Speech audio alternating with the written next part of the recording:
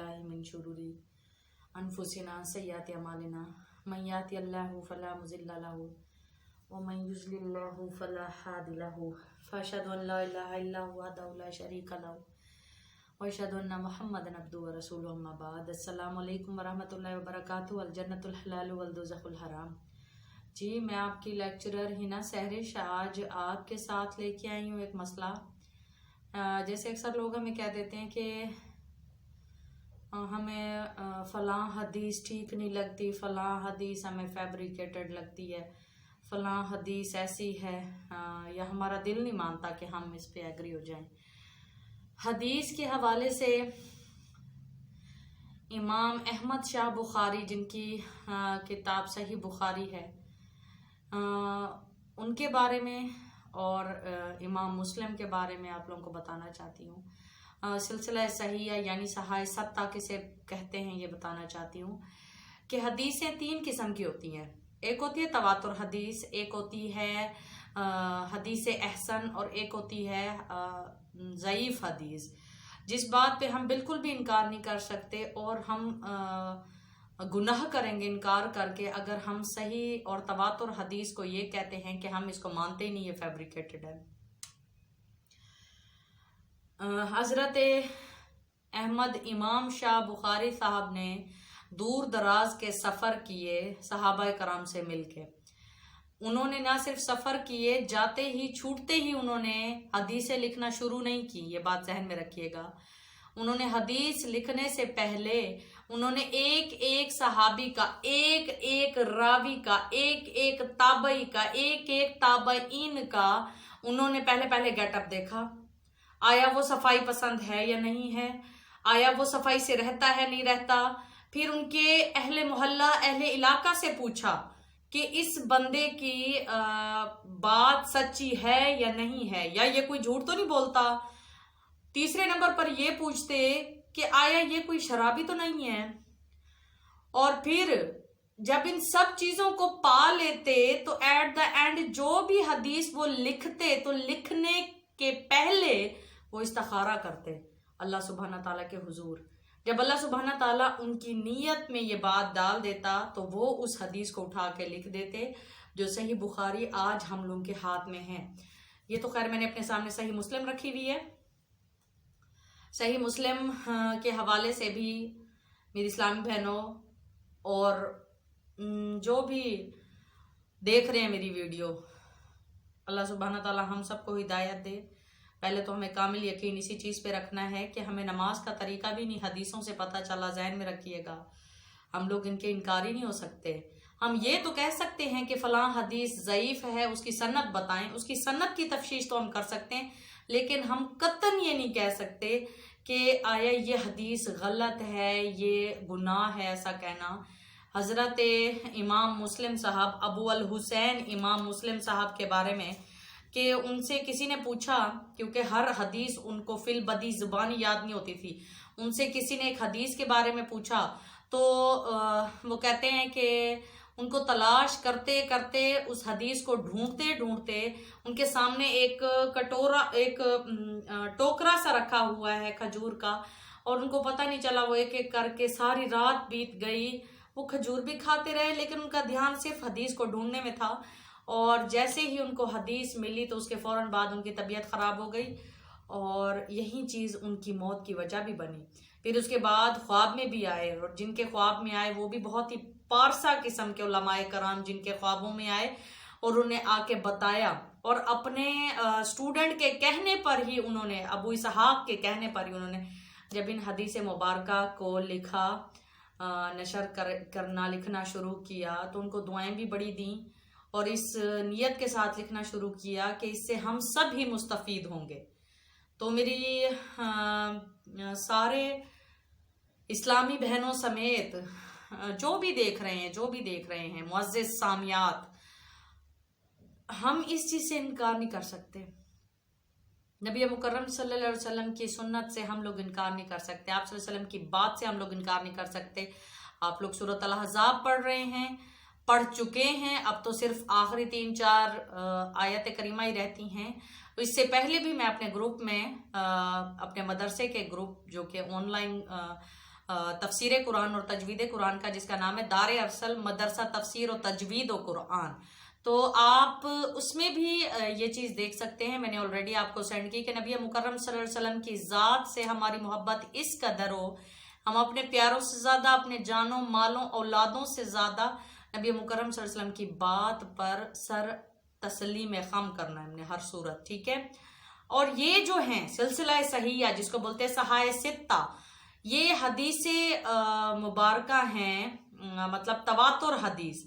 اور ان میں جو ضعیف حدیثیں ہیں اس کا بھی امام ترمذی جو کہ امام مسلم صاحب کے ہی اسٹوڈنٹ رہ چکے ہیں، تو انہوں نے بھی بتایا، انہوں نے ضعیف حدیث سے سیپریٹ کر دی. وہ جو بھی حدیث اوپر سے لکھتے نیچے بتا دیتے کہ اس کی سند ضعیف ہے یا اس کی سند صحیح ہے یا اس کی سند احسن ہے.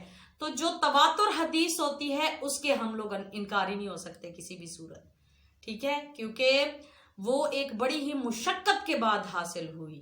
ان علماء کرام کو جنہوں نے ہمارے لیے مشقت کی، دین اسلام آج ہمیں بنا جڑا تھالی میں ملا. ذہن میں رکھیے گا. پھر تو آپ یہ بھی کہیں کہ نبی مکرم صلی اللہ علیہ وسلم پر جو قرآن پاک کا نزول ہوا، توبہ نعوذ باللہ، وہ بھی تو پھر اس کے بعد ان کے خلفائے راشدین، ان کے صحابہ کرام نے ہی لکھا اور انہوں نے ہی آگے پھر اس کو پہنچایا. پھر تو اس کا مطلب آپ اس سے بھی انکاری ہیں. جو نبی مکرم صلی اللہ علیہ وسلم کی حدیث سے انکاری ہے، صحیح حدیث سے، تواتر حدیث سے انکاری ہے، تو اللہ سبحانہ تعالی ہم لوگوں کو ہدایت دے.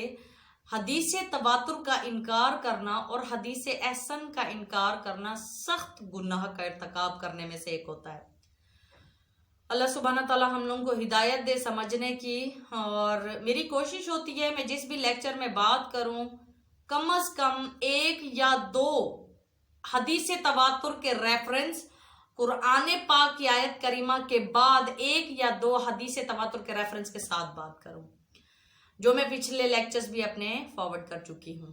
تو کسی نے مجھے ایسے ہی کہہ دیا کہ یہ جو میں نے اپنے موبائل فون پہ سٹیٹس لگایا جی،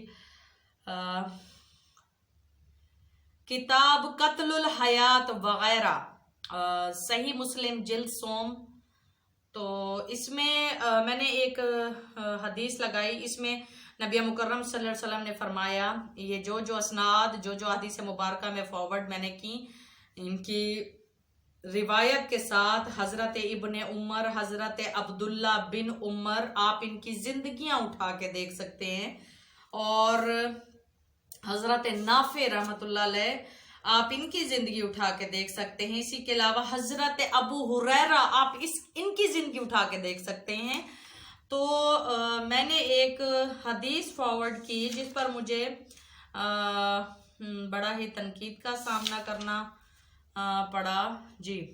حضرت ابو ہریرہ سے روایت ہے، حضرت ابو ہریرہ سے روایت ہے کہ رسول اکرم صلی اللہ علیہ وسلم نے فرمایا، جس نے چھپکلی کو پہلی ضرب میں مار ڈالا تو اس کے لیے اتنی نیکیاں ہیں، اور جس نے اسے، یعنی اتنی نیکیاں ہیں، اشارہ کر کے بتایا اتنی نیکیاں ہیں. ٹھیک ہے. یعنی بہت زیادہ نیکیاں ہیں. اور جس نے اسے دوسری ضرب میں مارا اس کے لیے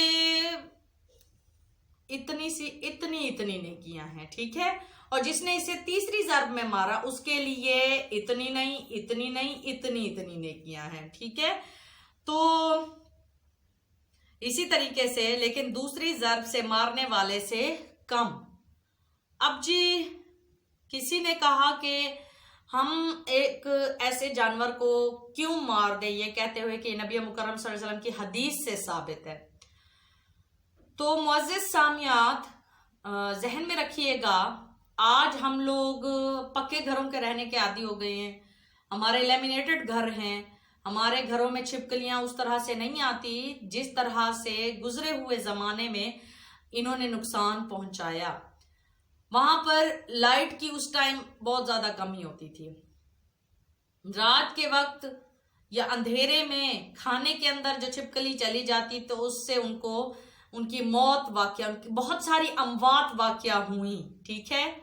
اور اس کے علاوہ یہ ایک ایسا جانور، اتنا پوائزنس جانور ہے کہ اس کا poison according to the science, you can even Google it, کہ اس کا پوائزن ایک زہریلے سانپ سے بھی زیادہ ہوتا ہے، ٹھیک ہے. اور اس کے علاوہ یہ کاٹتی عموماً بہت کم ہے، لیکن جب کاٹتی ہیں ان کے زہر سے کوئی بچ نہیں سکتا، جس کی وجہ سے نبی مکرم صلی اللہ علیہ وسلم نے یہ حکم دیا کہ آپ ان کو مار ڈالو. اس کا مطلب یہ نہیں کہ نبی پاک صلی اللہ علیہ وسلم نے یہ حکم دیا کہ جہاں تمہیں نقصان پہنچا رہی ہیں وہاں پر ان کو مارو، اس کے علاوہ تم جنگلوں میں جا کے بھی ان کو تلاش کر کے ان کو مار ڈالو. نہیں، اس کا ہرگز مطلب یہ نہیں ہے. وہاں پر ان کو مارنے کی اجازت نہیں ہے. ہر وہ جگہ جہاں پر ہماری رہائش ہے، جہاں پر اپنی فیملی کے ساتھ رہتے ہیں، جہاں ہمیں معلوم ہے کہ یہ ہمارا کچن کا ایریا، یہ ہمارے کھانے پینے کی آج ہمارے پاس فریجوں کی یہ ہے اویلیبلٹی ہے، آج ہمارے پاس ایک سیپریٹ چیزیں رکھنے کا ایک نظام ہوتا ہے، لیکن اس وقت ایسا کچھ بھی نہیں ہوتا تھا. تو اکثر تو ایسے ہوتا تھا کہ اگوانا ہے جو لیزرڈ کی ہی قسم ہے، تو اسے وہ جو گرگٹ جس کو بولتے ہیں جی، وہ جو رنگ بدل دیتا ہے، تو وہ بھی اسی کی قسم ہے. اور ایک ہوتی ہے گوہو، وہ بھی اسی کی قسم ہوتی ہے. تو جب نبی مکرم صلی اللہ علیہ وسلم کے مکی دور میں غربت مسلمانوں پر بہت زیادہ ٹوٹ پڑی، تو بہت سارے صحابہ کرام اوائل میں اس گوہو کو پکڑ کے، جو کہ اتنی بڑی لیزرڈ ہوتی ہے، اس کو پکڑ کے بھی کھایا کرتے تھے.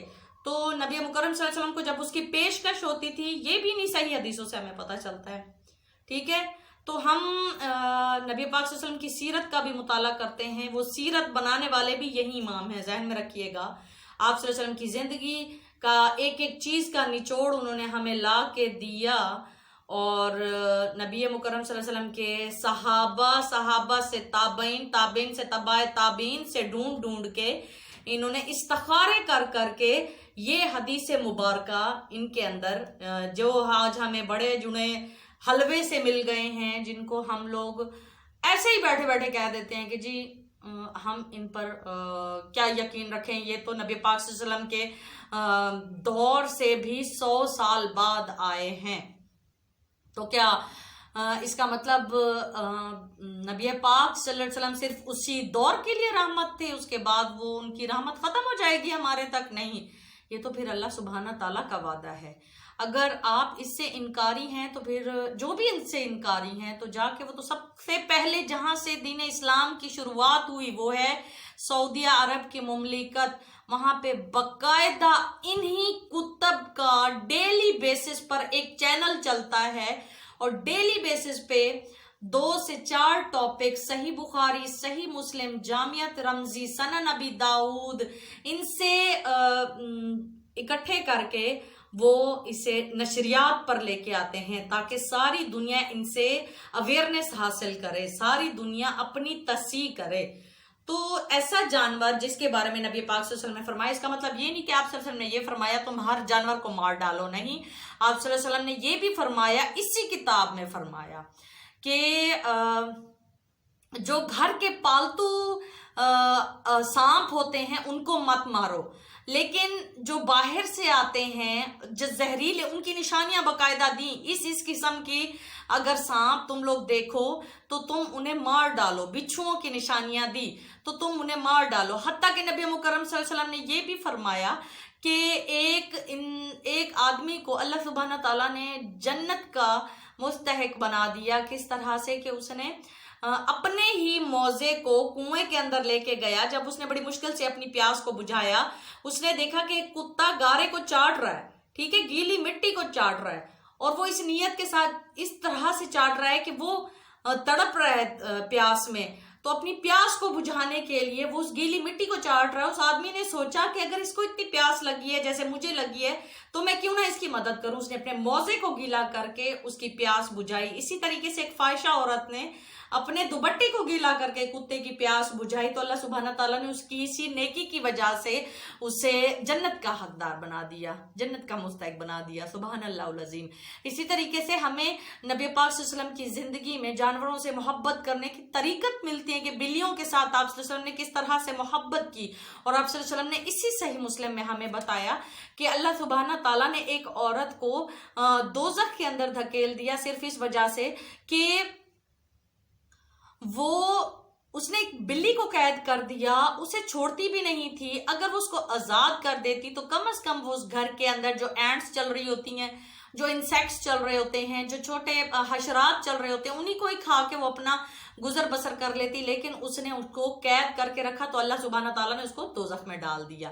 یہ بھی اسی کتاب میں لکھا ہے، یہ بھی ذہن میں رکھیے گا. اس کے ساتھ ساتھ جانوروں کے ساتھ محبت، یہ تک کہ آپ مطلب کتوں کو ہم لوگ گھر کے اندر شوقیہ طور پر پالیں تو یہ گناہ ہے، لیکن بطور حفاظت ہم لوگ کھیت کھلیان کی حفاظت کے لیے کھلے ایریا میں رہتے ہیں، ہماری مجبوری ہے، بطور حفاظت اس کو ہم لوگ ٹھہرا سکتے ہیں. لیکن ویسے یہ ایک ایسا جانور جس کے بارے میں باقاعدہ بتایا گیا کہ بھئی فرشتے حضرت جبریل امین نبی پاک صلی اللہ علیہ وسلم کے پاس ایک مرتبہ 2 دن تک نہیں آئے تو کہتے آپ کو اندازہ شاید نہیں ہوا کہ چارپائی کے نیچے کتا بیٹھا ہوا تھا جس کی وجہ سے میں 2 دن نہیں آ سکا. جہاں پر یہ بیٹھے ہوتے ہیں وہاں پر ہم نہیں آ سکتے.